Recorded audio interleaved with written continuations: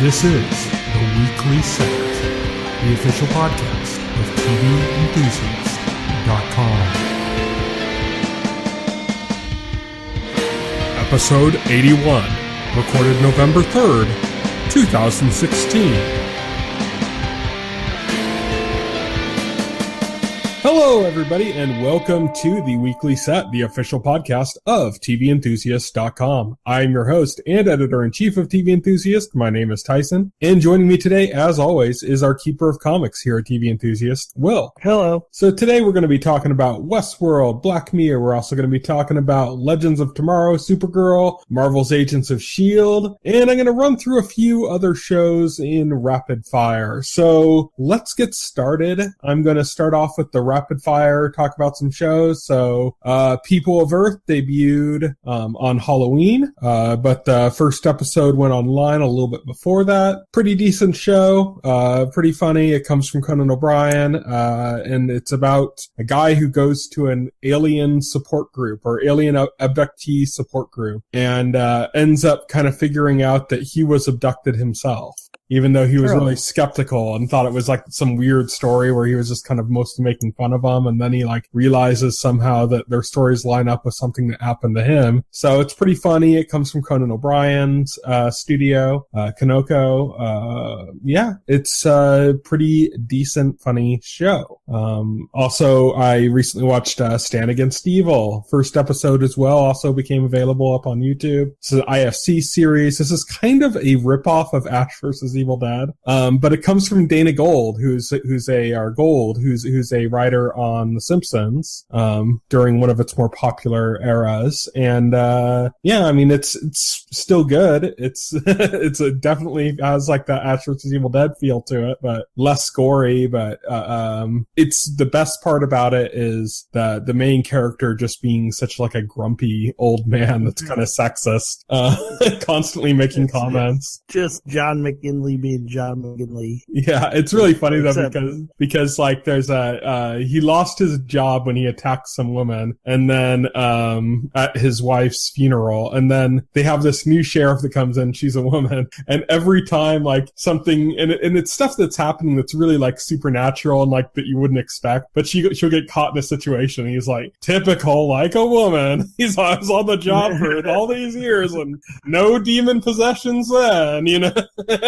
Oh yeah, no, I saw that there was a clip they post online where like the female cop, she's tied to like a stake or something, and then he says, oh, I've been a sheriff for like 30 years. I never once got tied to a stake. Constantly finding reasons. There's like one part where he actually like put himself and others in danger just to like prove some point to her. Like it's really funny. It's just kind of like the idea of like somebody, you know, going to these extents and not realizing the difference of the situation, but it's really funny. Also saw Dirk Gently, which is the new adaptation of the Douglas Adams, novel series, who Douglas Adams wrote Hitchhiker's Guide to the Galaxy. So you'd read some of Dirk Gently, the book. Did you end up watching the show at all yet?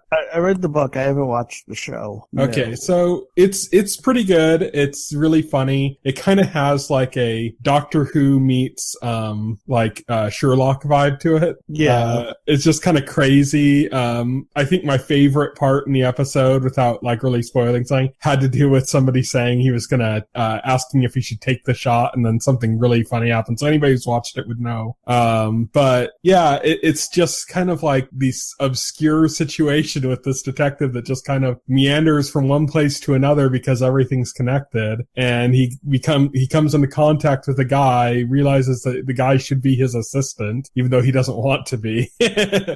Inserts himself into the guy's life. There's like this investigation going on to this murder where there's like bite marks on the ceiling of this hotel room and just like all sorts of crazy shit going on. There's like something about a cat, there's something about like this dog that the guy keeps seeing. It's just all this weird stuff going on. And it's somehow all linked together into the story. So it's just a really funny, kind of detective series, I guess. Not really detective series because it's not really following clues. It's just kind of going from one place to another and more things are connecting somehow. But yeah, it's actually a pretty funny show. And then lastly, I watched, Channel Zero, which is a new anthology series on SyFy. They ordered 2 seasons. The first one, this one is called Cove, and then there's another season coming later. It's like a different story. It's really creepy. I mean, it's, I heard it was supposed to be based on kind of like the whole like creepypasta online kind of thing that like Slender Man also came from. Nice. But like to me, it really rings of like Stephen King's It. So it's based off of creepypasta. So when are we going to get the episode about haunted Pokemon game?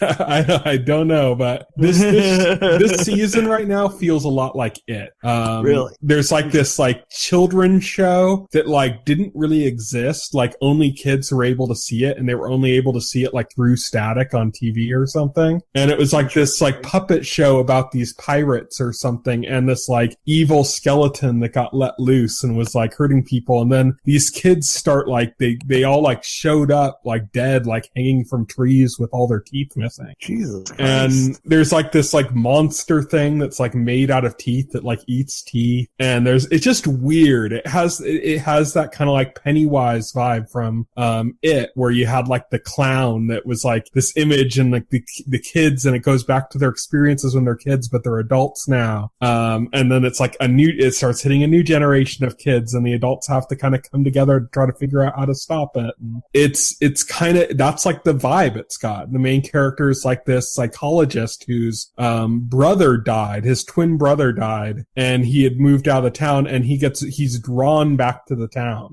He comes back in, everyone's kind of a little like suspicious and weird of him and stuff, why he's back. And these are all people that he was friends with. You know, some of them were like his bullies, some were like his friends, some were like just connected loosely. And there's just all sorts of stuff going on, and it has a very like Stephen King vibe to it. That sounds fantastic. It's pretty good. So that's Channel Zero, Cove. Now that's through the rapid fire section. Let's talk about our weekly shows. So let's kick things off with Legends of Tomorrow, which aired when we were recording last week. So this episode, they went back to feudal Japan. Nice. What did you think? Yeah. I thought it was a fun episode. It's good to see a unique era, a unique time period that hasn't been totally explored to death in these types of shows. Yeah. For one thing, feudal Japan, it was always a fun era. I mean, it was kind of a goofy episode, but it worked. Especially like Heatwave was great in this episode. He was just like cutely obsessed with ninjas. Cutely obsessed with ninjas, and like in old school like American like made like ninja movies. Yeah, with like Chuck Norris and them and stuff. Yeah, Chuck Norris and them and stuff. Let's see, Sarah was a total badass this episode. Oh yeah, she was awesome. She was in her element. Yeah, she was in her element. She got to display her skills. She was like, "Oh, I'm basically a ninja."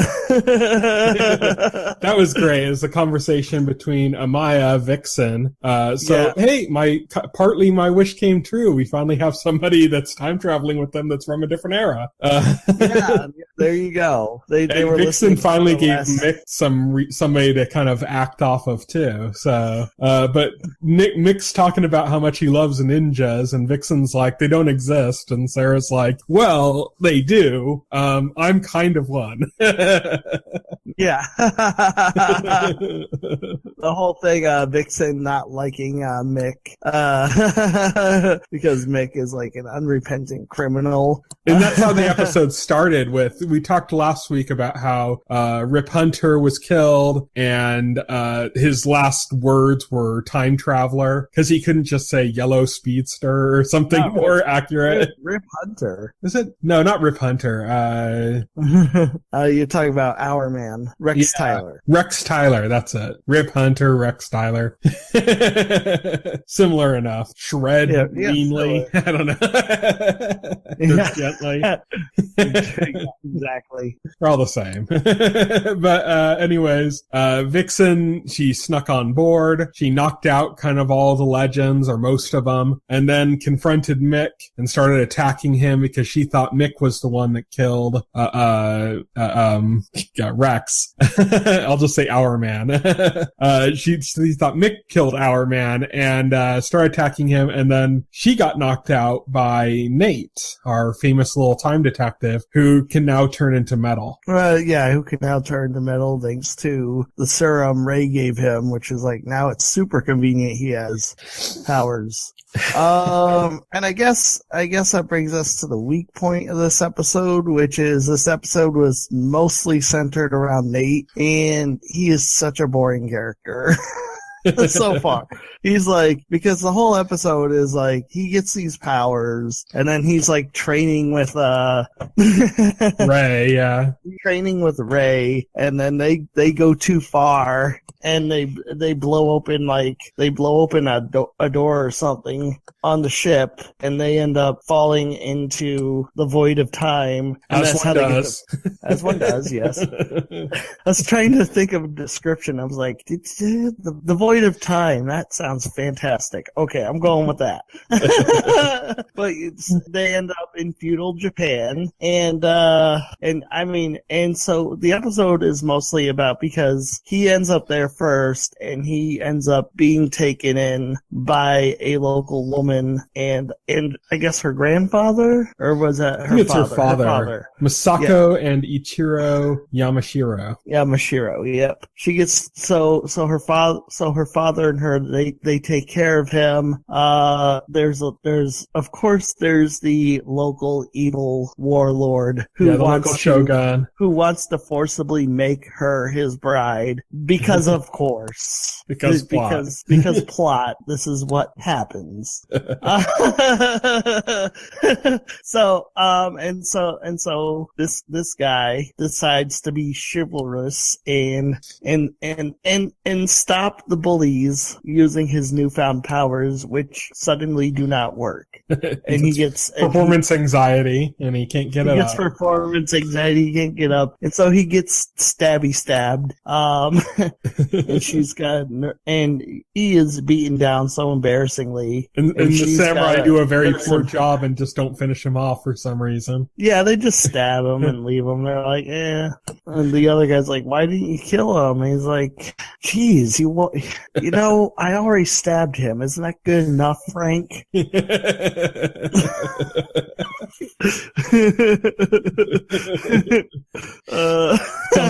Just forget it. I'm just gonna go play some video games. Forget about it. Of course, Ray continues to be an idiot, because Ray gets there, and the first thing he does is he lets his super advanced armor get stolen by the local shogun, who is also the same evil shogun who wants to marry the woman that our time detective friend is with. So that's how that gets tied together. But yeah, Ray's an idiot and lets him totally steal his armor, because, Ray just has like super advanced future armor, and he could take out these people like pretty damn easily, but no, let's not do that. Let's just get captured. Take off our helmet and get hit in the head from behind. Yeah, exactly. Because Ray continues to be stupid. the dumbest like physicist or like scientist ever. For such an advanced scientist, he's such a moron. I don't know. It's like the Flash, I guess. I guess there wouldn't be much of a show if they made him competent.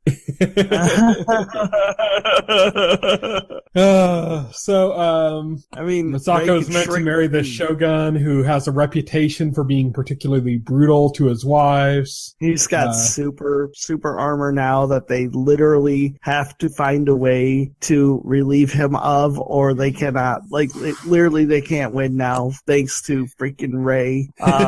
Literally. They Shogun up his armor, though, which is cool. You are useless. Yeah, they Shogun up his armor. Basically in the end, it leads to in the end, that they come to a conclusion that they're going to have to destroy the armor that Ray built his Atom suit. They're going to have to destroy that. Yeah. If they're to defeat the Shogun, and which is what they end up doing at the end of the episode. Nate gets his powers back, somehow.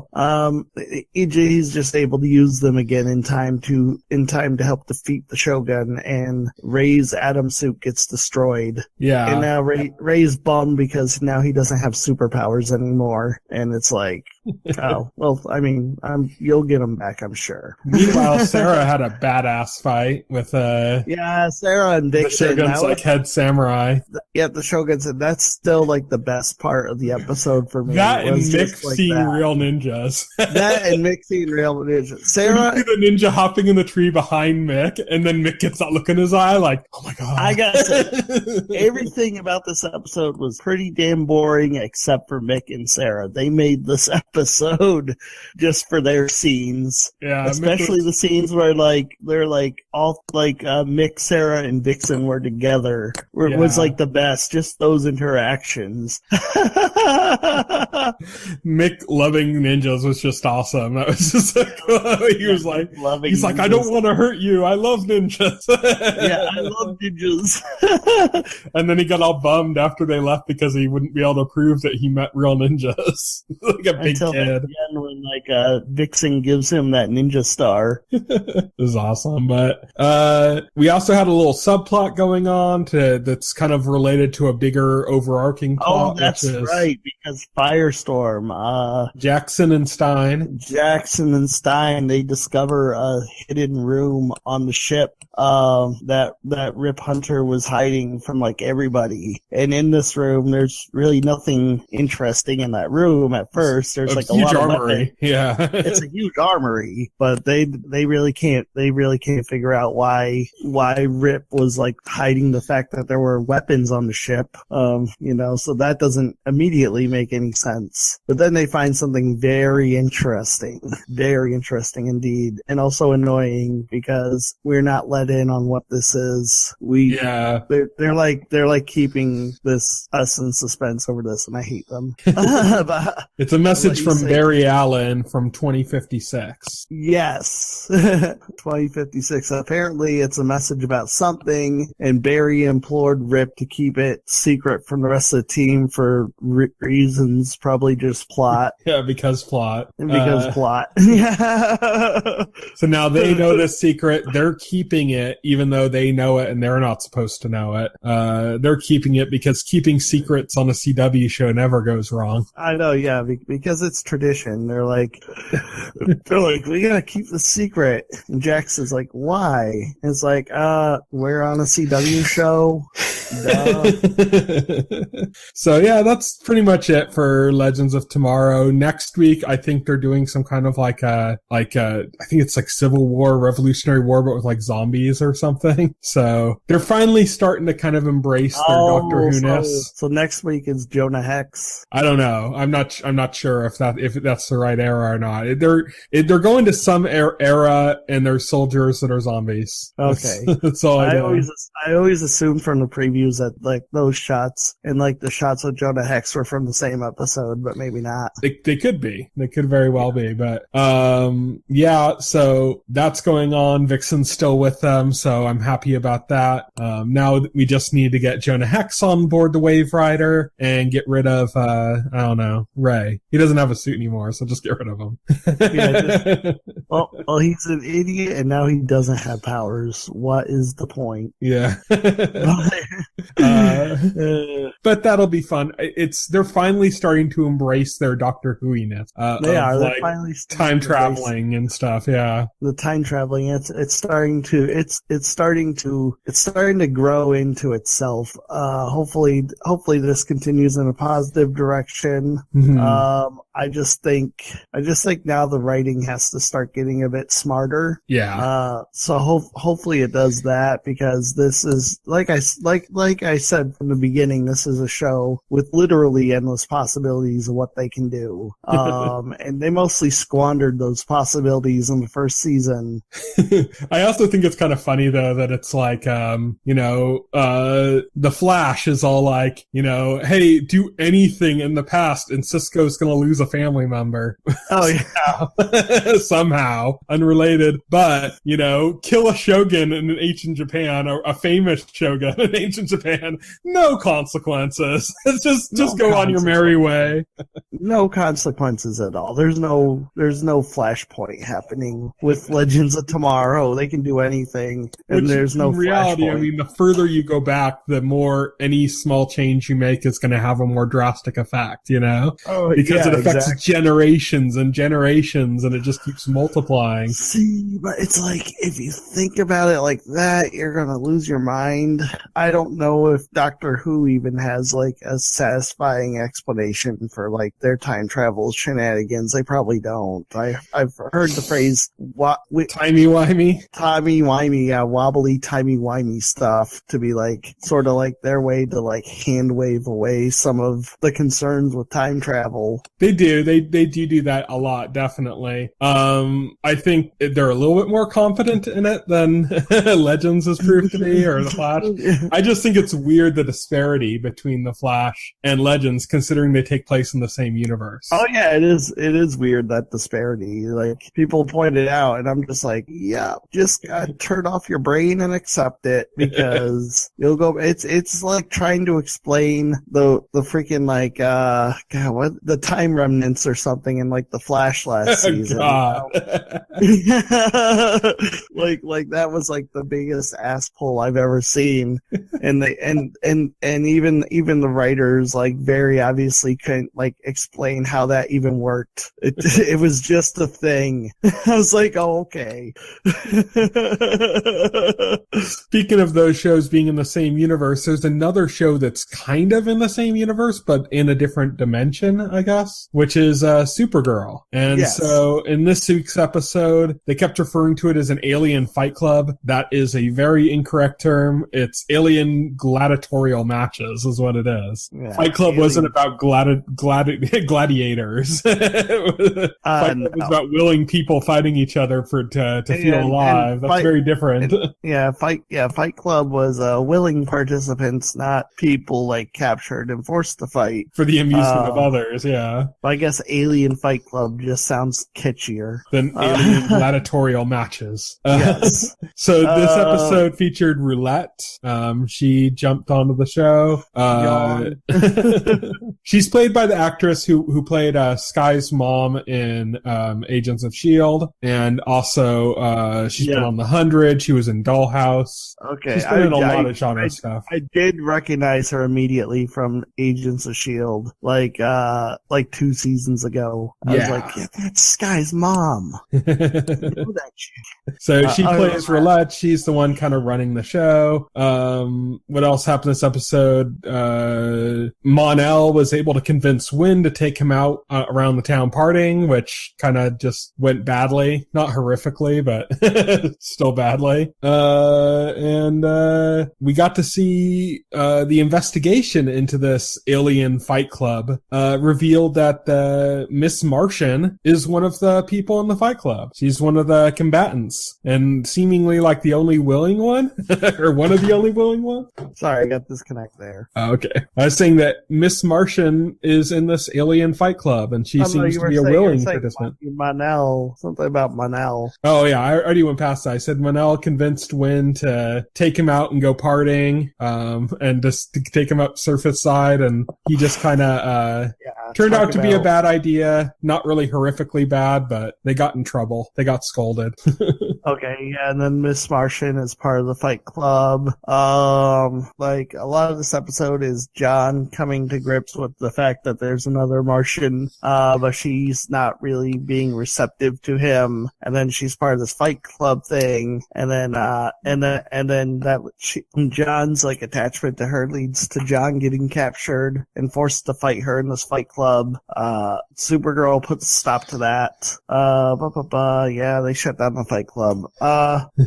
They shut down the Fight Club. Roulette got imprisoned and then released very quickly. I want to go I want to go into more general thoughts on this episode because I think Supergirl. I think the quality of these last two episodes, Supergirl. I think it went on a steep decline from like the first two episodes of the season. It felt like it was like really strong when it opened. Like they had Superman. He was perfect. As soon as like he left the show, I feel like it just took a nosedive for some reason in quality. It's like, what the hell just happened? First of all, I think it's just largely that they don't know what to do with this being in this different universe than, they don't want it to be all about Superman. So they can't just have him there constantly. And they don't want it to, and they can't just like suddenly have, you know, the Flash and elements of the storylines from that universe showing up because they're in a different, you know, universe. So they have to kind of save that for the crossover. Yeah, they have to say that for a crossover, but there should still be like some interest. I thought they were going somewhere with Mon-El. No, they just seem to be going towards this is Supergirl's new boyfriend. I'm like, oh, okay, why? CW. Yeah, that's so stupid to have like this so stupid though to have like the last season end on this cliffhanger surrounding this character, then to have for the first two episodes this character be shrouded in mystery like they're doing, you know, like they're teasing like this is like some major, you know, who is this guy? We don't know. So they're teasing this and then he wakes up and he's Supergirl's boyfriend and that's literally his only function. I'm like, what?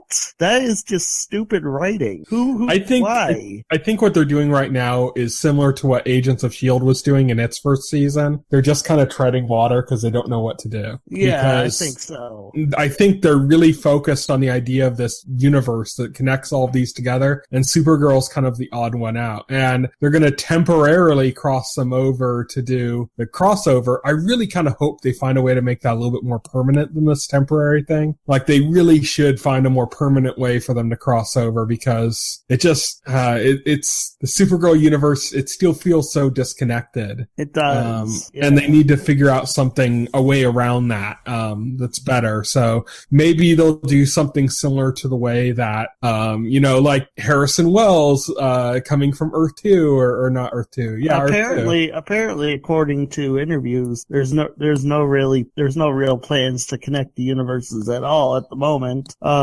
Literally, people speculate that the part of the crossover was to Supergirl merging her universe with the rest of the Arrowverse, but then the interviews with Mark Guggenheim came out where he said, "Oh, it's literally just the Flash and Cisco travel to Supergirl's universe and recruit her for the crossover, and then she goes back to her universe at the end of the crossover, and that's it." Well, hopefully, even in that way, they can kind of make a more common use of them communicating to her, just in the fact that Cisco can now seemingly easily open up portals to these different worlds. Yeah. And because of that, hopefully that means just they're going to find ways to incorporate connections between her world and the other worlds a little bit better. But right now, it's... I think they're spinning their wheels right now. Yeah.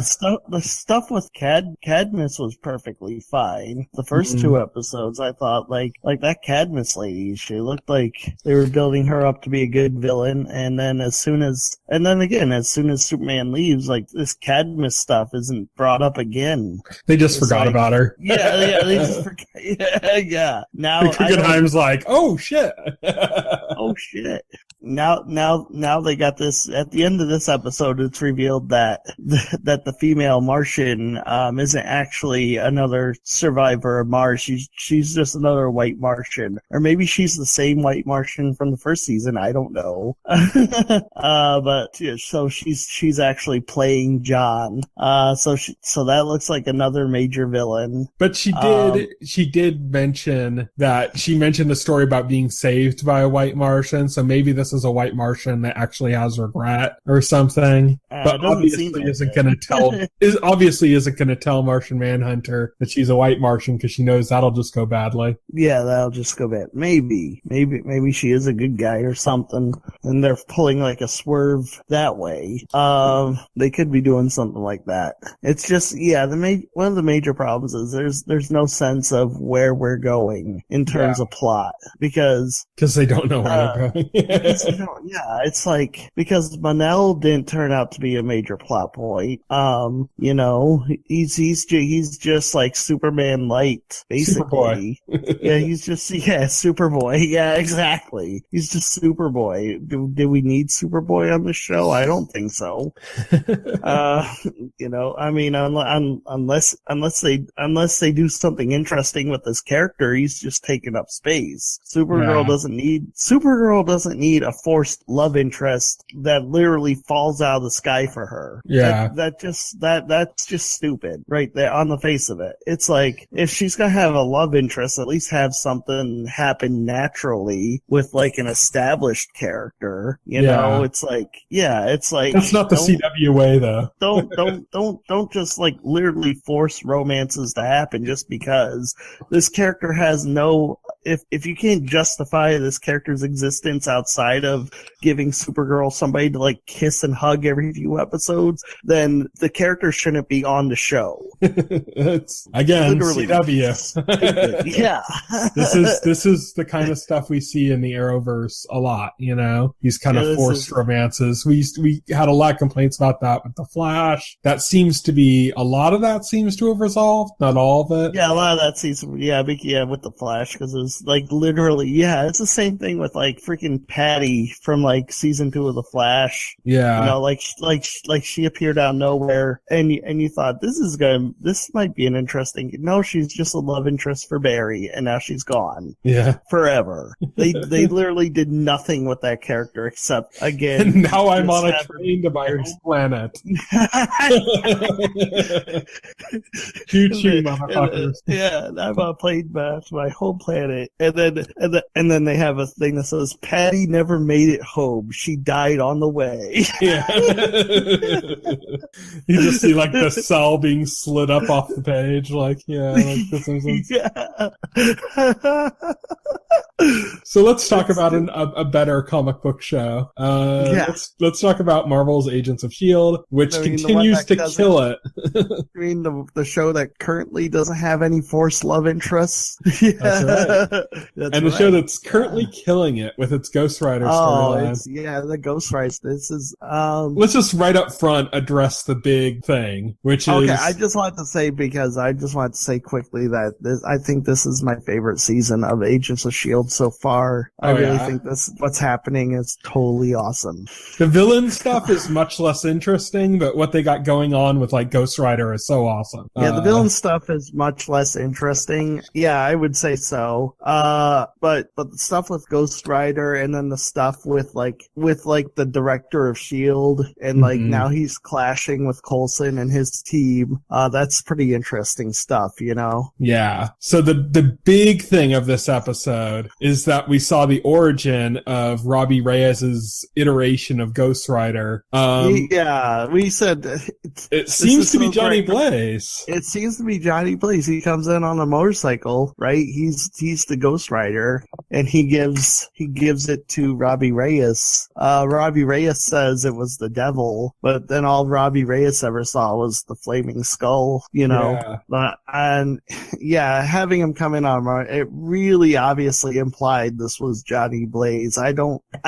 There is no other real conclusion you can draw or that they could have realistically expected you to draw from that. They obviously were like Johnny Blaze guys. Seriously. And then they had in the last episode I had mentioned that I hadn't even caught it, but that they had all this, like the place where those ghost people found the book was in like Johnny Blaze's like apartment or garage or whatever. Yeah, you pointed that out last podcast. So to put that and then have this, that's Johnny Blaze. Yeah, that's Johnny Blaze, which I was shocked because I didn't think we would actually see Johnny Blaze at all. Like even with like those hints, I thought that stuff, those Easter eggs, was probably about as far as they were going to take it, because I didn't know if they would want to actually put Johnny Blaze in the show because maybe they were saving him for something else, or like for a Netflix show or something. Yeah, for a Netflix show, or they wouldn't want Robbie Reyes to get overshadowed or something. But nope, there he is. I'm like, whoa. I was like, when I saw that motorcycle, I was like, no, you're shitting me. Oh man. This is great. You instantly start thinking that when you see the motorcycle pull up, you're like, and then you see the skull on fire. It's like, who it is. You don't know who it is, but the implication, it's just like that. Yeah. And then when you see the skull on fire, it's pretty much confirmed at that point, So it's awesome is this is when Robbie is telling his brother, he's finally coming clean to his brother about who he is and what's going on. His brother's not reacting to it too well. He's not happy about it. The fact that Robbie killed all these people and stuff. Oh yeah. That's the worst part for him, because like he said something like, don't put that blood on me. Yeah. Because Robbie said, I did it for you. And he's like, well, don't put this on me. Yeah, exactly. I didn't want people killed. Lots of Reyes family drama going on because... we found out that the big bad is actually his uncle. His uncle Eli, who apparently he's the big bad in the comics too, in Robbie Reyes' story, but in a different way. In the comics, that's how Robbie got his powers. It was a vengeful spirit of his uncle that possessed him, and that's kind of what made him Ghost Rider. He didn't make a deal with Mephisto or anything. And that was trying to take over his body, his uncle was. And we knew that had to have been somewhat different because we actually saw him in prison, So we're like, so they're not doing that storyline. He didn't have powers or anything when this season began, like now he has powers because he went through that freaky machine process. At the end of the episode literally ends with him coming out of it, able to form matter out of thin air by himself. Well, it's interesting because it ties to two different things. It ties to, that book is directly tied to the Doctor Strange comic books, the book that they're using. So there's that tie already, which they had announced. They said, this is going to be Agents of S.H.I.E.L.D.'s introduction into magic because Doctor Strange is coming out. And there's going to be some connection to Doctor Strange. It's probably not going to be in Doctor Strange, but it'll be probably in the next episode. We'll get something based on what happened in Doctor Strange. We'll relate even more so. Watch Doctor Strange before I watch the next episode. Thank you, Marvel.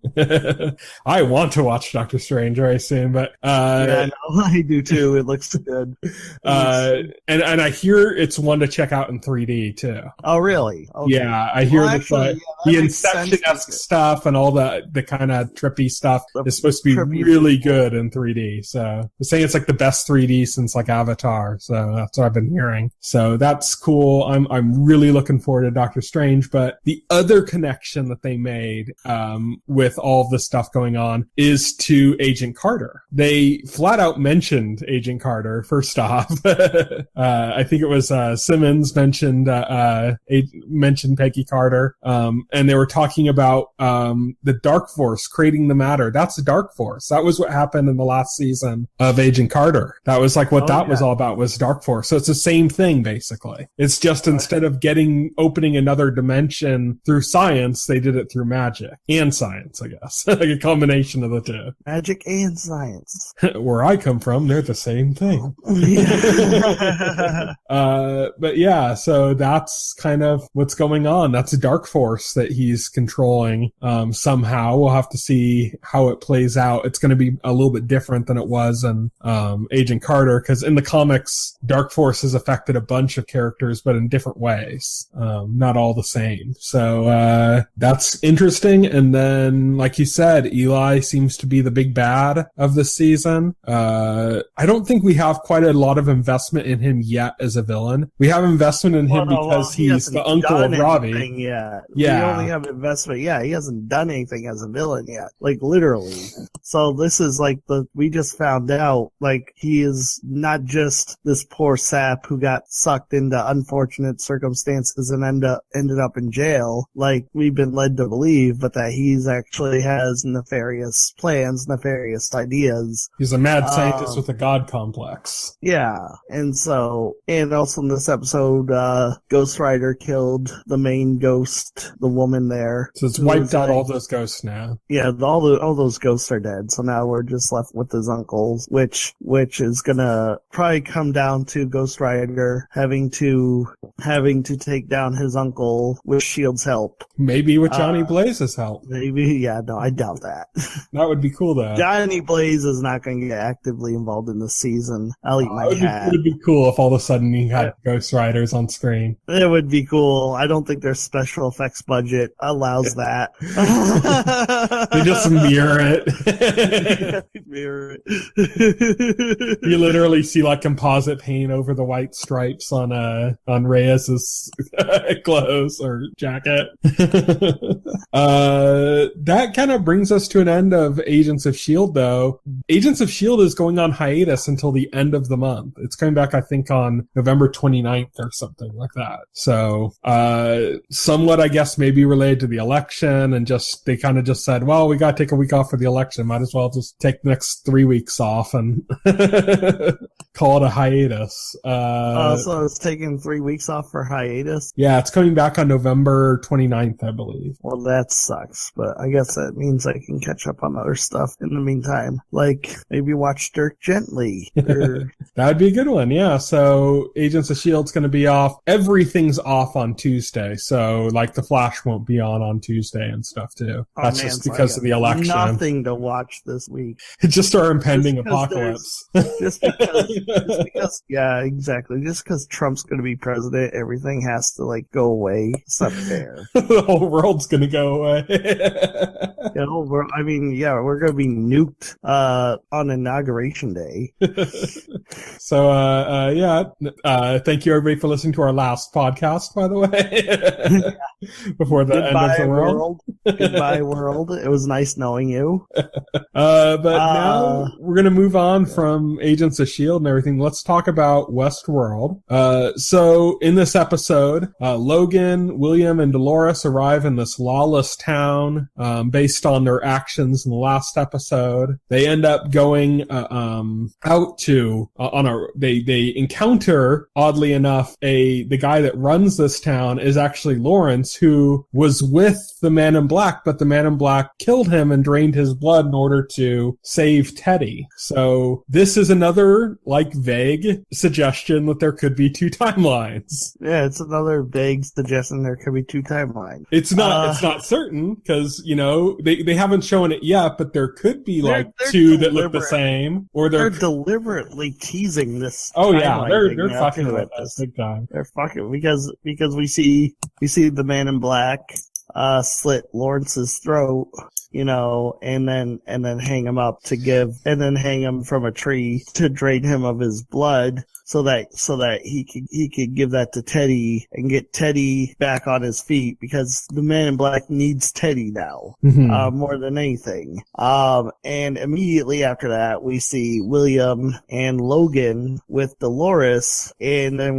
they go meet the crime lord, and it's Lawrence, you know? So you could say, oh, that's proof it's a different timeline. And then there's still plenty of outs. But there's still plenty of outs, like, well, yeah, but they could have just by the time they reached, I forget the name of the town. I do too. I just wrote down Lawless Town. Lawless Town. But by the time they reached that, you know, you could say, well, they could have fixed Lawrence up and recommissioned him to start his loop all over again. Or there could be another one that just happens to look like him. him. We haven't seen any other hosts that look like another host yet, but that doesn't mean there aren't. I mean, that's doubtful. There could have been a story where there were twin brothers or something. Lazy, Yeah, I don't know. There could have been a story where there were twin brothers and then they repurposed them. If I was vacationing, I saw two hosts that looked the same, I'd be like, "What is this bullshit? I want my money back." It was $40,000 a day, but one has a 4-inch hair growing out of their nipple. Yeah, and the other doesn't. It's like $40,000 a day to be there. Holy shit! So they arrive in this town. They end up doing a job for this guy to get some explosives. They're going to try to initiate some war, which is what Logan wants to do. He sees it as like the holy grail of storylines in Westworld, is kicking off this war. And so they're stealing explosives. So it seems like it's interesting because it seems like the further into the park you get, like the more hardcore the experience gets. Yeah, the more lawless the more hosts are willing to like actually hurt you. Yeah. you know, like I think in Sweetwater, you know, a host won't really do anything to you, but if once you get out there, we see the host like literally choking and beating down on Logan, you know, to the point where you're like legit afraid, are they going to cross that line? Because the one host was like literally choking him, and I can't help but think, would he really like cross the line? And they're not supposed to. Yeah. But it got you. But it seems like that far into the park, they are programmed to be a bit rougher. And so it's totally like, okay, if you go here, stuff is gonna happen, and it's totally your fault for like, because just a warning, you're getting into some rough shit here. This is like only for like people who want a harder experience. So Logan getting choked initiates William into going a little bit black hat and just kind of shooting a bunch of people, shooting a bunch of the hosts for the first time, kind of breaking his good guy character, which, you know, makes Logan very happy to finally get William out of his white hat role. William's still a little uneasy about it. They get back to the town. Dolores starts having all these crazy visions of that like labyrinth pattern that we've seen before that was on like the guy's scalp, for example. She's seeing that like on a tarot card and all sorts of stuff going on with that. Meanwhile, Logan and William are having a big argument about William's agency as a person. That, you know, William thinks he got the position in the company that they both work for, which seems to be Logan's family company. That he earned that himself, and he takes a lot of pride in that. And Logan's kind of shedding doubt on that, saying like, "Nah, I just thought you were non-threatening, so I pulled you in." Logan's totally being an asshole to kind of goad William into going all black hat. You know, he's totally taunting him and just trying to get a rise out of him, basically. You know, kind of backfired on Logan a little. It backfired on Logan. Well, it happens like when shit goes down, you know, Logan is grabbed by those hosts and they're like kind of beating him, and like he calls out to William for help, and William just like leaves him. You know, he's like he and Dolores, they hop on a train. Interestingly enough, right before that though, is Dolores started shooting some of the other hosts where she had said before she wasn't capable, and then she said, "I imagined a version of myself that could do this." Yeah, she said, "Yeah, I imagined." She said, I'm changing my story. I'm not going to be a damsel in distress anymore." You know, which was kind of like everything that's going on, kind of like a fist pump moment, you know, because that is fascinating. It's a more evolution of her character, really. Yeah, because we've seen a lot of interesting things with her, even having to do with shooting guns before, because we had that one moment where it seemed like she wasn't allowed to fire guns and she still ended up killing a host. We had another moment where, you know, when in the first episode when she killed the fly, you know, there's all sorts of stuff going on with her. And in this episode in particular, they talked a lot about, I think, was it Arnold, was Dr. Ford's old partner, and the fact that he's the one that designed Dolores, not Dr. Ford, and that she seems to be hiding some secrets for Arnold. She seems to be there. There are there are theories. There are theories that will blow your mind. But without going into some of the more out there theories, which one theory I've read really would make a lot of sense when you think about it. Yeah. But I'm not going to get into that. But what I am going to get into is there's a theory that Arnold was involved in leading a revolution with the host, because Arnold wanted the host to be more than simply just hosts. Arnold was concerned with AI, or actually making the hosts as human as possible. So there's a theory that Arnold was responsible for a host revolution 30 years ago at the park, and that Dolores was his number one lieutenant, and so basically when Dolores hears the voice, the theory goes that that's Arnold, or that's programming left there by Arnold, so that Dolores can continue his work. I've heard quite a few theories somewhere along those lines. So yeah, there's a bunch of them, and that's the thing. That's the thing, is that she seems to be communicating to Arnold, probably in coded messages that are just buried inside of her, that she's uncovering based on circumstances. She does something and that unlocks a new voice in her head. It's an achievement unlocked. It's voice of Arnold unlocked, and she's getting a little bit more of this, and that she seems to be involved in this idea that's gonna make these host become more human. And we already know that she kind of kicked off what seems to be happening with Maeve, because she said the same thing her father said to her, to Maeve, and that's kind of what made Maeve start becoming self-aware. So perhaps she's going to have this greater effect on a bunch of different hosts from that, but we don't really know the full details of that. That's still a developing story. She and William ditched Logan. They ended up on a train with Lawrence, and Lawrence was there with a giant crate that had the big labyrinth symbol on it. Yep. The crate had the same labyrinth symbol. One of the best scenes in the episode was when Ford met up with the Man in Black. Oh yeah, it was great. And they had their little chat. That was just great to see them too. Oh, that was such a tense moment. Just those two actors working off each other too. Just two actors working off each other. Teddy was there, Man in Black was kind of bragging to Ford that he created in himself a better villain for the park than anything Ford could come up with for his narrative.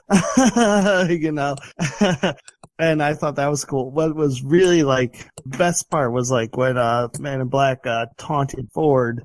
He drew his knife and he said, I wonder if I cut you up, what I would find. And then that's when Teddy grabs the knife and sort of stops him, full stop. Yeah. Which is we find out, I guess in that way we find out that the hosts are programmed to intervene if a human threatens another human in the park. Yeah, it's something we'd heard about but not seen yet. Not seen yet, and then we see it in that scene right there. Yeah, it was very cold and emotionless. It was very kind of a strange moment. It was really cool. It was a strange moment because Teddy does it, and Teddy doesn't even acknowledge that he did that or that happens. The next thing Teddy says is, we gotta get moving on or something, there's no acknowledgement. Yeah. He doesn't even say anything, it's almost like it's an involuntary reaction. And he's just, in the scene where he does it, he's just completely plain face.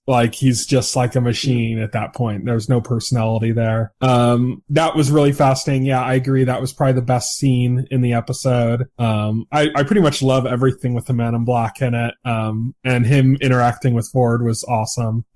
So trying to think of what else we got here going on. Okay, well, we have Elsie, who's one of the techs who works under Bernard. She's trying to investigate the host who tried to kill her, and she ends up seeing the host being brought there, and she wants to investigate it, but the tech won't let her. And the way she ends up getting by is she blackmails one of the techs, who apparently is fucking the dead host. Yeah, that's ew.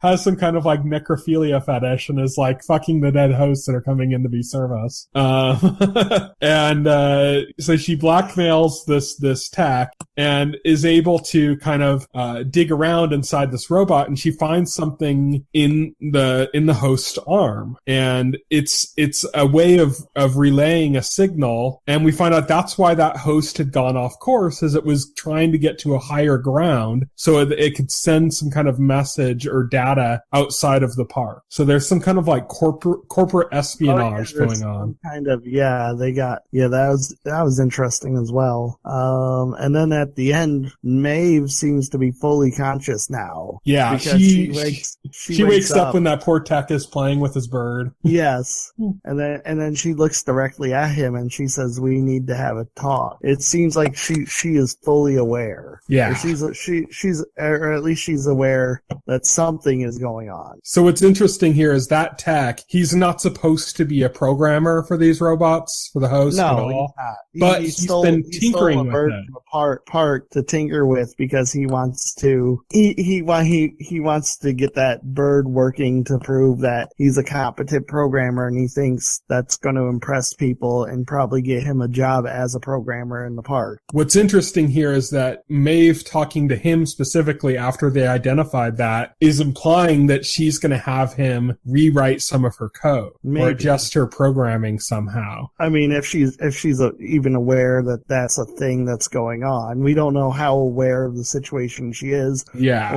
Only that she knows she's been seeing these figures in her dreams, and she's apparently connected the dots that this programmer is one of those figures that she's been seeing. Mm-hmm. And so I mean, it could be as simple as that she's simply connected the dots that, hey, this guy, these weird people or things I've been seeing, this guy here is one of them. He's literally wearing the outfit. And so I don't know. I think she's been kind of staking him out. Connected the dots. Yeah.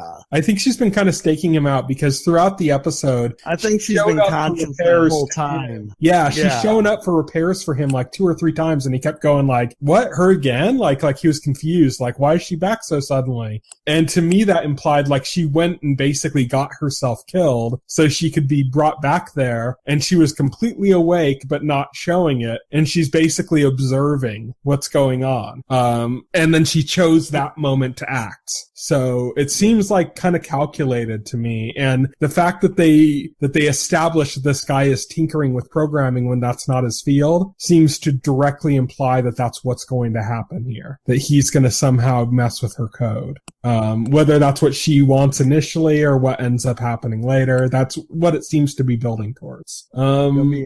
Yeah, all sorts of puzzle pieces falling into place. Great show, continues to be. Now let's talk about Black Mirror. Yes, let's talk about Black Mirror. This is the last show we're talking about this week. Black Mirror, we're talking about the second episode of season 3 titled Playtest. This is the one that was directed by Dan Trachtenberg, who directed 10 Cloverfield Lane. Oh, okay. This is the guy that directed that. This is the description I got on IMDb for this episode. An American traveler short on cash signs up to test a revolutionary new gaming system, but soon can't tell where the game ends and reality begins. Main character here, this American traveler they're speaking of, is Cooper. That's his name. He's traveling around Europe and different places, seemingly just to kind of get away from his mom. Yeah, he wants to get away from his mom for some unspecified reason that they never actually elaborate on in the episode, so who knows. They said that his dad... One of the reasons the episode falls flat, by the way. They said that his dad had like Alzheimer's, and he was very close to his dad, and then his dad died. They said he's close to his dad, and his dad died, which I understand. He probably wasn't that close to his mom but again, they never elaborate on that. They don't elaborate on why he's not close to his mom, or why he has anxiety over being around his mom, or what is his mom like. That is the reason for like what is exactly his relationship with his mom. They never go into that, and that we only get the briefest of him. That ends up being one of the episode's biggest weaknesses, because it's like, okay, you keep bringing this up, but it never becomes a major plot point. Never, ever. It never, ever becomes relevant to what's happening in the episode, or it's never expanded upon or anything. So in a way it does. In a way it does, but like in a really stupid way. Like in a really stupid, inconsequential, like just for like some dumb twist way, which was like really stupid. And I thought you really could have done something significant with that, but you just had like some idiotic twist instead. And so yeah, it affects the plot in like this really superficial, stupid way. It could have been anything. It didn't have to be his mom. It could have been the girl he had hooked up with calling him, or something else. But basically, he goes to this. He's going to do play test this new top secret game from this enigmatic Japanese game designer named Sho Saito, who kind of seems to be like maybe like a Shinji Mikami type or a Hideo Kojima type. So he goes to this place. The first thing they do is they say this requires a small procedure. They attach something to his to the back of his neck to interface. What did they call it? They had a name for it. I can't remember. I forgot. They call it like I forgot. I want to call it the bud. I don't. There's the mushroom. I think something like the mushroom. Yeah, that might have been it. I think that sounds familiar. Something like that. But anyways, they had to implant this thing, and then they basically had him look at these cards on a table, which, I mean, you could tell right off the bat they look like AR cards, like the kind of stuff you got with like it's like this thing induces like hyper realistic AR. It's like an AR machine, but it interfaces with your brain rather than wearing glasses. Interfaces with your brain rather than wearing glasses or anything, which would actually never ever be a thing, because no company is going to come out with a product that like literally like fucks with your brain. That definitely not like near future.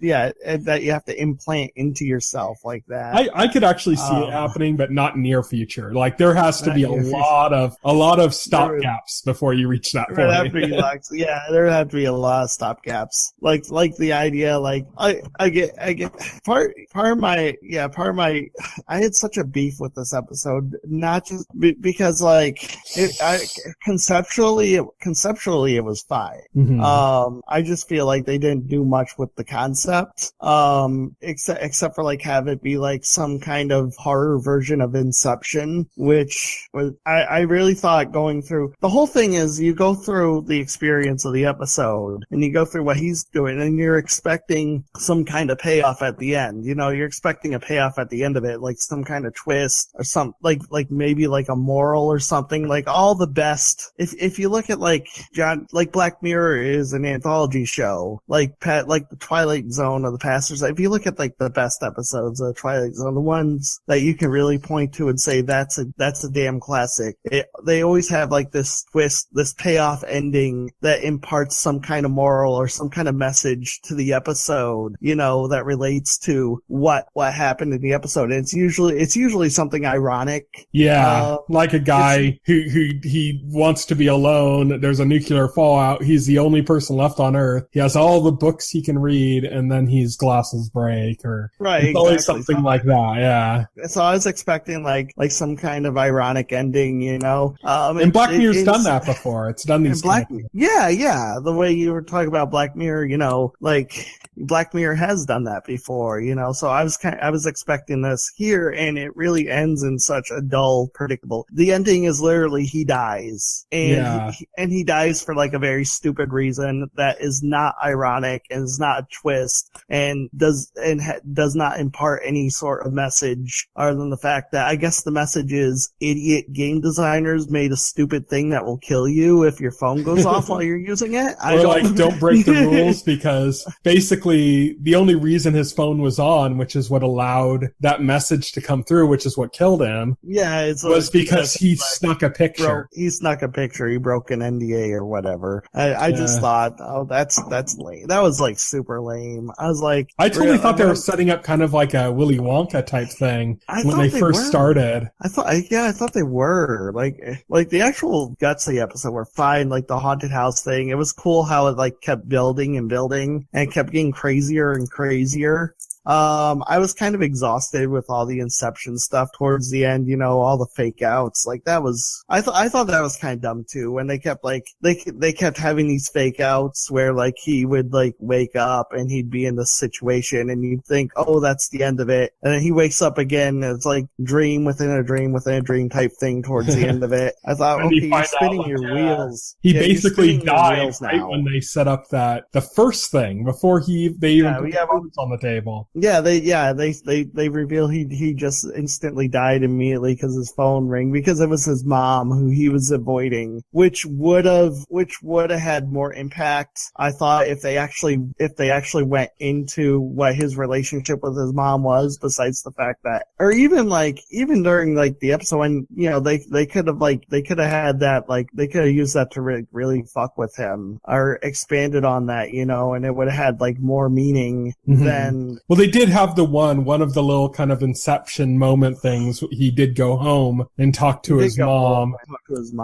And she kind of like was like not recognizing him, like as if she had Alzheimer's. Yeah. Well, and then he woke up and then he had like Alzheimer's. Yeah. Or like not Alzheimer's, but he had like his memory, his identity wiped. So there's, I mean, there are some missteps there. There's a lot of strong stuff that like just, it is creepy as shit when he's in the house and stuff starts happening. It is really legitimately creepy, you know, and some of the stuff is kind of scary when Sonia shows up and she's like, you need to get out of here. These people are crazy. A bunch of people have disappeared and died. You need to get out. And then like, he's like kind of not, you know, admitting it. And then all of a sudden, like she attacks him and then like her skin comes off or something and all. It's legitimately creepy when it's happening and stuff. You're like, oh, okay, how's this playing in? Like what's going on? And you're kind of wondering yourself, like, is this supposed to be like this is really happening and it's like being distorted beyond that? I kept thinking he was going to end up doing something because he thought it was harmless, because he thought it was just a vision, that he was going to end up killing somebody or something like that. But instead it just kind of like it toyed with these ideas, but they never really went anywhere. Right, exactly. So I wasn't a big fan of this episode. I thought the first episode was definitely much more interesting than this one. This was just like some generic horror movie, and I think this had a better setting. Black Mirror had a good idea behind it. It had a really good idea behind it, but the way they did it, it just didn't go anywhere. Yeah, it didn't go anywhere. Right. So that's pretty much it. Next week we'll be talking about Black Mirror Season 3, Episode 3, as well as some of the air shows we've been talking about this week, like Westworld. We'll also be talking about, we won't be talking about Agents of S.H.I.E.L.D. Not sure which Arrowverse shows we're talking about. Won't be The Flash, because that's not going to be on either. So we'll talk about stuff. That's what we'll commit to. Okay, cool. So, thank you everybody for listening to the weekly set.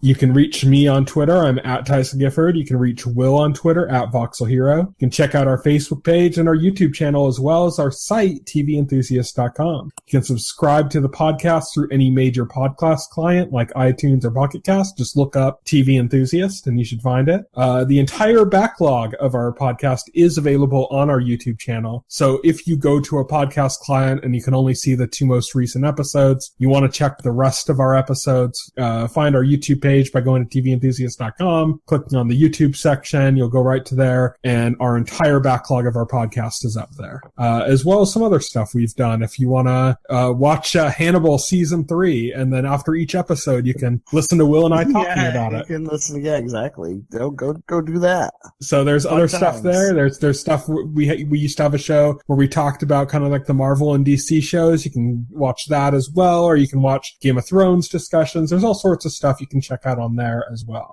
So thank you everybody for tuning in. Night.